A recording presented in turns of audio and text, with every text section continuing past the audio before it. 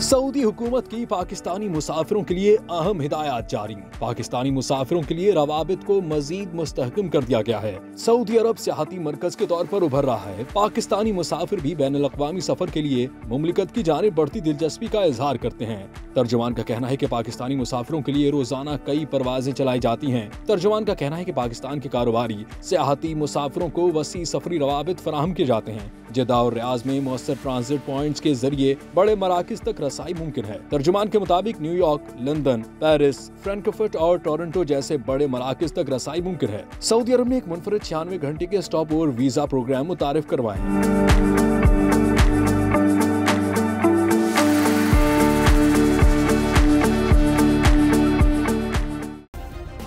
Subscribe करें और bell दबाएं ताकि कोई खबर रह न जाए।